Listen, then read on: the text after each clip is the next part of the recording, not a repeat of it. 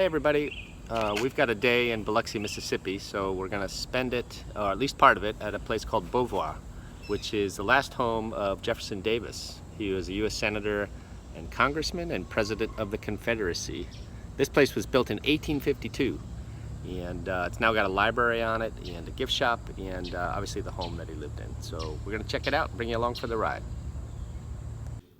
So check this out. This is a map. You know how they give you a pin to stick in where you're from? They had so many that they had to add another map. It is so funny. And it is just really cool. I love these.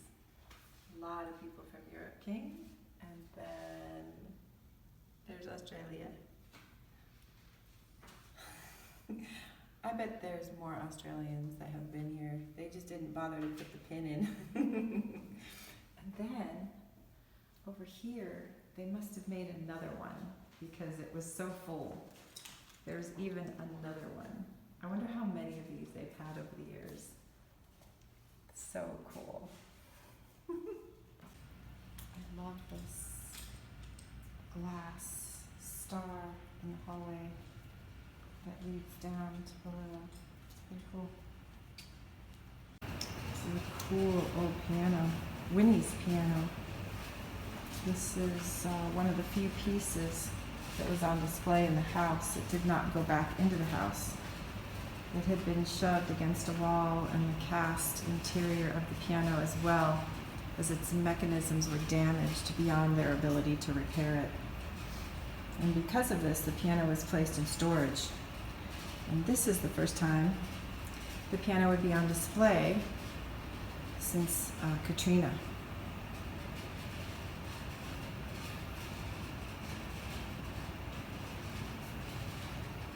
Lifting this half-ton piano into this building was a task. They are currently seeking restoration for it. And you could see that the ivory has come off, most of the keys. It's just really cool to see. I want to touch it very badly because it says not to. But I'm going to resist the temptation. Oh, look at this. I don't know why, but old things are so cool. There's so many lessons and reminders, reminding us that, well, I know what it reminds me of. I'll let you experience your own reminders. It's a beautiful piece of work with many possibilities. And that was Winnie.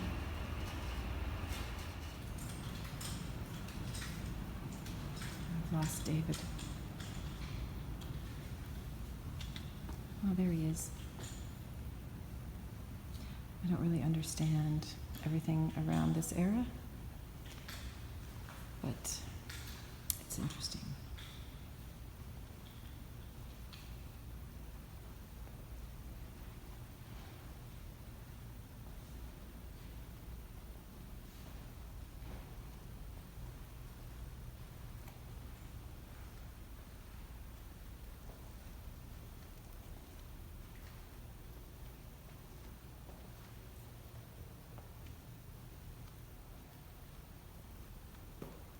That name looks familiar. I loved history class, but I was never good at remembering all the details. I was too busy enjoying the stories. I love museums. I enjoy seeing all the different things that history has brought.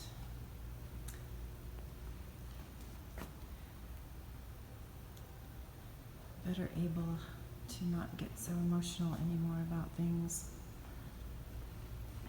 but to see it from a different perspective.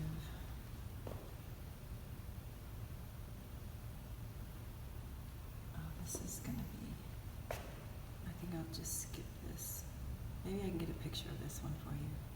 Okay, it didn't work, but it's about this flag. Something about our flag that I just adore. It's very thin and worn. There's something special about this flag.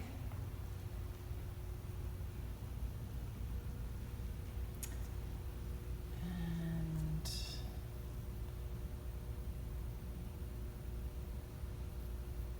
this flag is over 100 years old. And he purchased it. And there's a picture of it in front of the house. And here's the original photograph.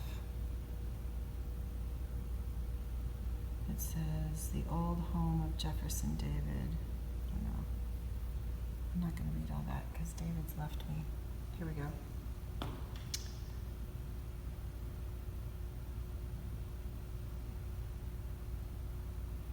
I still don't know who Beauvoir is.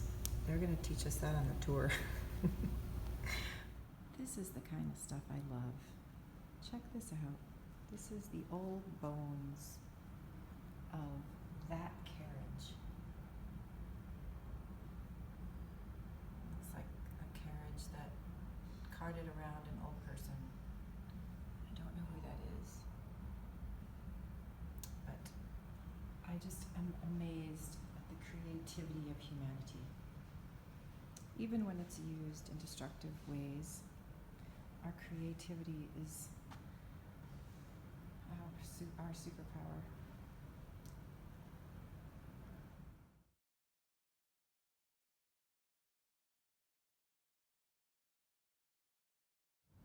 This is Winnie's boat. I wonder how often she actually used it. It's in awfully good condition.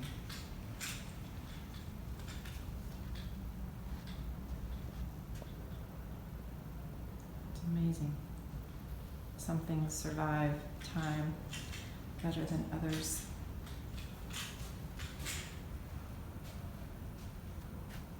Oh, this plaque is going to be really hard to read here. Sorry. It weighs 526 pounds. It's 20 feet by 7 inches long, 5 feet across at the top rail. It was restored in 2016. It belonged to Winnie Davis, the youngest daughter of Jefferson Davis. And Barbashella is the Choctaw Indian word for friends. So perhaps she used it to take her friends out on boat rides, because there's a beautiful river nearby. Presidential Library. It's dark and quiet in here.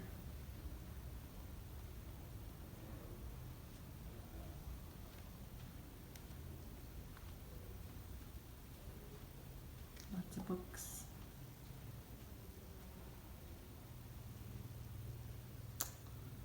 And there's the house out in the distance.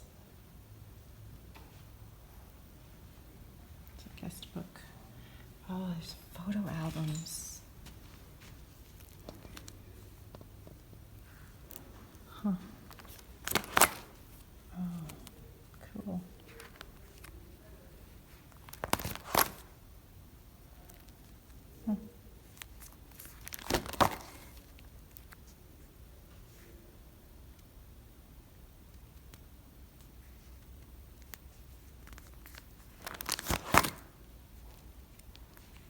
Hmm. What are these? They're on all the tables.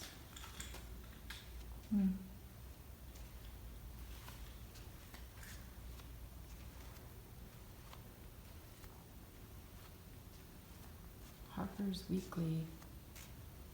I suppose you could look through them. They're the newspapers. Oh, from 1863, 1864. Wow, it's more than 100 years ago. Well, a lot more than 100 years ago. Wow, I didn't know paper could be, well, maybe. Oh, there's something over here I want to see. I saw this. What is this? Oh, this is the cemetery. It shows all the grave sites.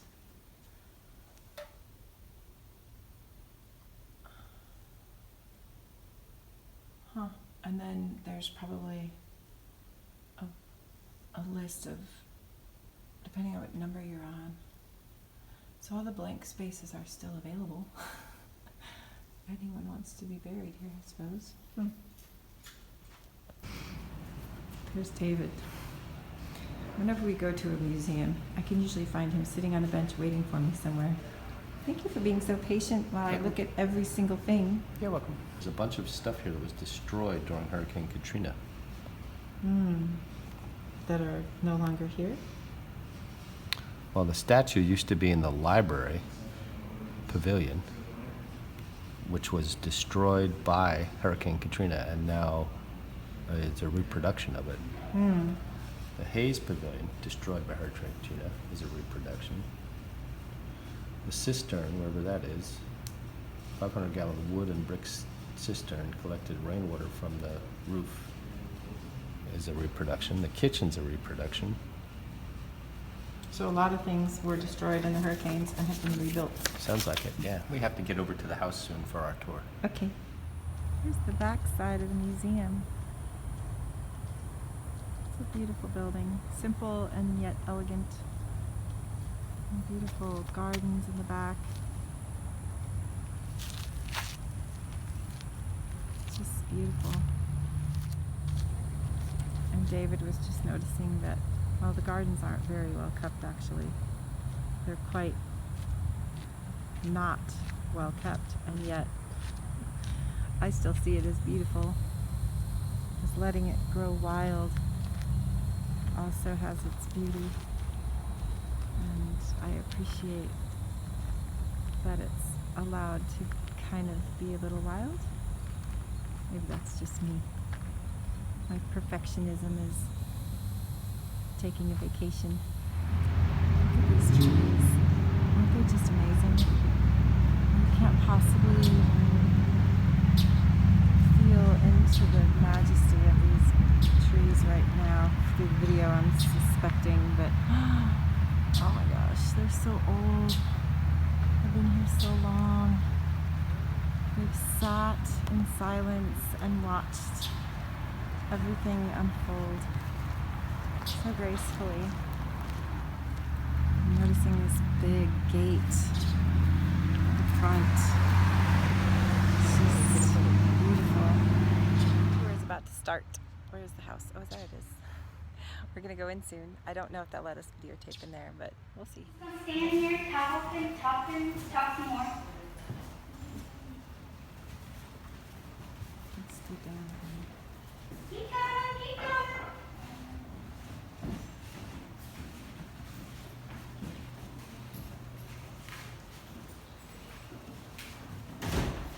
On the back wall, that's James Brown and his lovely wife, Sophronia.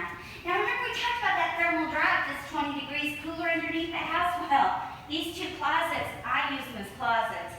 The James Brown had a vent on the bottom and a vent on the top, so that redirected air would be forced into the house, pushing the hot air out the back vent. Now James Brown has been to Europe, and in Europe they put their welcome reception halls. That way they can show off when they get company, and he is all about the show. 14.5-foot ceilings. Now these curved corners, he has to design a special steam oven to curve the cypress. He loves the results. He carries it into the ladies' parlor and the gentleman's parlor. He hires the German artist Mueller to do our fresco painting. I love how he does this 3D effect of this young boy riding a juvenile dolphin. On the other end, we've got Neptune riding an adult dolphin, to symbolize the maturity of man in mind and body. In the center, we honor the artist with a painter's palette. It takes Mueller 2 years to paint our home. It takes a husband and wife team 18 months to do the repairs after Katrina. They bring in a historian with a scalpel and a microscope. These are the authentic shades that were here when Jefferson Davis owned the home. And when Jefferson Davis was a young man, he was serving in the Army underneath Zachary Taylor, the future president of the United States. He has a beautiful daughter, Miss Sarah Knox Taylor, and she has 2 fears in her life. One, that she's not going to be able to marry her sweetheart because every time Jefferson Davis asks, Zachary Taylor says no. And the second one, malaria. When they finally get married, they come to Mississippi for their honeymoon, where Jefferson Davis and Miss Sarah contract malaria. Miss Sarah passes away 3 months later. Jefferson Davis is able to recover, but he loses the vision in his left eye. That brings us to my favorite item in the house, this grandfather clock. Now, this clock was built by John Turnbull in Georgetown, which is Washington, D.C., in 1783. It's an 8-day clock, so after I wind it, it's going to tell us the seconds and the date. But look at the Roman numeral number 4. The clockmakers back in the day did 4 slash marks rather than a slash and a V because artistically it's more symmetrical and balanced with the number 8. So whenever you see 4 slash marks, you know you're looking at an antique or a replica. And I just ruined the Antiques Roadshow for y'all. Every time they have a clock, I have to run in and check out number 4. Now luckily for us, John did our weights in concrete because back in the day they were scavenging that metal for bullets. Now comes the love story. This clock is the wedding gift from Jefferson Davis's father, Samuel Davis, who was an American Revolutionary soldier, to the future president of the Confederacy when he marries the daughter of the future president of the United States. I love this clock. Now, as we go into the ladies' parlor, that marble top table is the wedding gift from Zachary Taylor to Miss Sarah. Jefferson Davis takes it up to the Confederate White House in Richmond, Virginia. His war plans spread out on it, and he is notified his 5-year-old son has fallen off a balcony and died. The harp is Miss Sarah Dorsey's. She challenges Miss Winnie to learn how to play it. Miss Winnie is up for the challenge. She can already play the piano, violin, and guitar. Now, above the Canabi casket piano is a portrait of Miss Sarah Dorsey, our major benefactor. Now, when y'all look at her picture, just remember how nice she is. She's so nice. Did I tell you she was nice? She's nice. Now, the Canabi casket piano is actually an older model than Miss Winnie's piano. Miss Winnie's piano was destroyed during Katrina, and it's in our museum on the 2nd floor, but interestingly enough, her piano stool was sitting right next to the piano, and it was undamaged. Now, remember the ladies back in the day are very petite, an average height of 4'10". They wore whalebone corsets so they couldn't lean back on the chairs. Does anybody know what the name of the little stool is called in front of the harp? Little Miss Muffet sat on a Tuffet. say 13-pound tuffet. They would bring it to the ladies to put their feet on so they could balance, so they wouldn't fall out of the chairs. Now the portrait, that is Jefferson Davis. He receives it on his 81st birthday. He's holding in his hands his memoirs, The Rise and Fall of the Confederate Government. It's a 2-volume book that takes him 3 years to write, and he wrote it all down here in our little cottage. He passes away that December in 1889 at the age of 81. He had contracted bronchitis on the way home to the Vicksburg plantation, the Hurricane Plantation, and is taken to New Orleans. He never makes it home to Beauvoir. He's buried in the Metairie Cemetery in New Orleans for 4 years before he's transferred to the Hollywood Cemetery in Richmond, Virginia. Miss Farina and all the children are buried up there with him. Miss Farina was his second wife. Now, our house is a historical national landmark, which basically means everything has to be original above 75%. Katrina left us at 79.9%. So we walked a very straight and narrow path as far as renovations.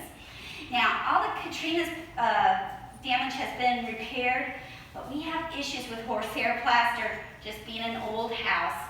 Now, we had a craftsman come in and do some repairs in the ladies' parlor, but when he's inspected by the Historical Society, he's immediately fired. He used blue painter's tape to isolate the room, and when it's removed, he damaged all that antique paintwork. Now, y'all, I say he learned a valuable lesson. Let's put this man to work and take away his tape. I want to invite you to check out Miss Winnie's room. This is the youngest daughter's bedroom. You can see the cypress substructure where that plaster fell. That plaster repair is $100,000. Now remember, we are owned by the nonprofit organization, the Mississippi Division of the Sons of the Confederacy. So your admission to come and see the house is buying plaster, and I want to thank y'all so much. Now the pocket doors, they slide into the walls. We left the Confederate veterans whitewash on the one door to demonstrate that as we were stripping it, the oak came with it. That's when we discovered all the doors are cypress and not oak. The floor is the original hard pine floors. Y'all can move around, it doesn't hurt my feelings at all. Y'all are standing like statues. I'm gonna go over here and steal y'all's reflection. This mirror is called a petticoat check mirror. Now y'all, I love this mirror for the young people. A petticoat is actually my skirt with wire in it to hold my dress out. Now, the reason why it was so important, if a man saw your ankles, you'd have to marry him. And I'm not doing that here. Now, Miss Sophronia lives at the house. Nobody will help her move her favorite piece of furniture. This sideboard weighs over 700 pounds. Now, as you come by, you're welcome to lay your hand on the back of that Italian marble. It's always chilled and cold. What they would do is take a silver platter and put their hors d'oeuvres on there. For you young people, that's the cheese squares. Now down here, this is called a cellaret, same Italian marble to chill the wine and champagne. The wood is Brazilian mahogany. Now after Jefferson Davis loses Miss Sarah, oh, his heart is broken. He goes home to the Hurricane Plantation in Vicksburg, Mississippi. On the fainting couch is a picture of Margaret and her husband, Joel Addison Hayes. Margaret, the oldest daughter, is the only one to ever marry and have children. The little baby doll in the chair is over 160 years old. This was Miss Margaret's. The fireplace has a faux marble technique to it. It's actually all wood. James Brown puts the Italian marble in the parlors where he'd have a visitor or guest. The guest would never go in the girls' bedrooms. The Cotty, the Pepto-Bismol pink lamps, yeah, they're original to the house. They're not my favorite. I think Pepto-Bismol has ruined that color for me forever. These were Miss Winnie's lamps. The portrait, this is my favorite portrait in the house. This is Jane Davis, Jefferson Davis's mother. Now you can tell by her smile she has a unique sense of humor, but she had 10 kids. Now after that last child is born, she said, we're done, finished, no more. She names that last child the middle name, Finney. Well, y'all, Jefferson Finney Davis doesn't appreciate his mother's humor, and he refuses to use the name Finney.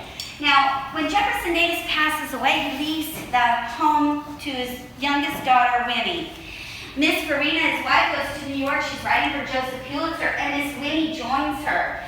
But at the age of 34, she passes away and leaves Beauvoir to her mother. Miss Farina has offered $90,000 for the house, but she declines because they want to tear it down and build a hotel. She's introduced to the Sons of the Confederacy. She sells us the house for $10,000 with two stipulations. One, that we will take care of her Confederate boys, and two, remember her husband. In 1903, the first Confederate veteran moves into the house. These two rooms were nurses' stations until the hospitals were built. We had a women's hospital and a men's hospital because we serviced the Confederate veterans, their wives, their widows. There were barracks on the outside of the house, and we could house up to 160 inmates, that's what we called them back then, until 1957. When the last two widows moved out of the house, we have serviced 1,800 Confederate veterans and their spouses. That's when we became an official museum for Jefferson Davis in 1957. This rendition of Beauvoir is from 1883. This is when Jefferson Davis owned the home. This is at low tide. You can see the roots of the oak trees in that surf. And y'all are still standing so still. I'm going to take a deep breath. Make y'all move around a little bit, and then I'm starting up again. Now the portrait, that is Jefferson Davis. He receives it on his 81st birthday. He's holding in his hands his memoirs, The Rise and Fall of the Confederate Government. It's a 2-volume book that takes him 3 years to write, and he wrote it all down here in our little cottage. He passes away that December of 1889 at the age of 81. These two cupboards were placed here by Miss Farina. This is natural cypress. It's never been painted or treated. It's kind of neat to see that natural wood next to the faux oak cypress. I love the natural wood. That one held her china, this one held her canned goods like her pickles and her jellies. Now this is the original horsehair plaster from 1848. When we do the plaster work, what they do is they grind this up and they reconstitute it and then they put it back up on the ceilings. Now, Jefferson Davis, when they capture him, they chain him to his prison cell bed. He has 2 armed guards that stand over him 24/7. It takes a group of men, they're called the Secret Six, that raise the bail money to get Jefferson Davis out of jail. That $100,000 is equivalent to $1 million today. The Secret Six, they're all Northern men. One of them is the abolitionist Horace Greeley, another one of Vanderbilt, Cornelius Vanderbilt. Now, Jefferson Davis is the only Confederate to ever lose his citizenship. It takes until 1978 under Jimmy Carter until he's reestablished as a U.S. citizen. Holy moly. How much is it? Right, Katrina. Damaged. But, wow. We're headed to the cemetery. I love how those trees right in front of us meet. We learned that Beauvoir means beautiful view. Miss Dorsey named it. There's beautiful history to this house. The man who built it was very egocentric, but because of that, he built such a beautiful home. And then she bought it from him, and she was an author, Miss Dorsey, beautiful woman, who was very loving and kind, and then basically gave it to Davis and his family because he couldn't afford to buy it. It's pretty cool. Interesting history. Not as human as But it's dry heat. So here is the tomb of the unknown soldier. How you doing? Good. You gonna tell us something cool? I'm one of the directors here, and I'd like to welcome you to Beauvoir. I'd like to welcome you to our historic cemetery. We had over 3,000 soldiers, veterans in Mississippi come through here of the war between the states. We got about 600 of them buried out here. So about 1/5 of all the ones that came through. Got some pretty prominent people in our cemetery. We got another 150 or so ladies who were their wives and widows. 1903, it was opened as a veterans home. It lasted until 1956, 53 years. For the 40s, the largest budget item in the Mississippi state budget was veterans benefits. So this was the official state veterans home. Had several different types of stones in there. The little tiny ones that kind of have a block around the lettering, they're from way back government stones, like turn of the century or so. The ones that are a little taller, like this one right here in the front with the point, are the modern Confederate stones. Our U.S. government is still recognizing Confederate veterans as veterans of America, and they provide stones for them. So one little piece of sanity amidst the craziness going on. The reason why the Confederate gravestones are pointed, whereas the Union are rounded, is so that a Yankee wouldn't sit on a Confederate gravestone. Some of the famous people in the cemetery, about midway through in a little grassy walkway in this direction, is Jefferson Davis's father, Samuel Davis. He died when Jefferson was just a little boy. And basically Jefferson's oldest brother, Joseph, 20 years older than him, acted as a surrogate father. They had 12 children. Jefferson Davis was the last. His mother named him middle name Finis, F-I-N-I-S, which meant she was done. So he was Jefferson Finis Davis, meaning the last of the family. We have veterans from almost all the major battles. It would have been amazing to sit down and talk to them. They would have fought at Gettysburg, Vicksburg, Shiloh, all over the place. And in the 1970s, we had a college volunteer here from southern Mississippi in Hattiesburg. And he was a metal detector. And he was up around the Vicksburg campaign, and it was fall, and he hadn't really found much. He was about ready to quit for the day. And he got a hit. So he pulled out his pocket knife and started digging in the soil, and he determined that there was some lead in the ground. When lead rusts, it rusts bright white, almost like granite or marble. So he kept digging. Got a bullet. Got a couple bullets. Got the whole cartridge pouch from a soldier's belt. Dug a little more. Whoop, I got the whole soldier.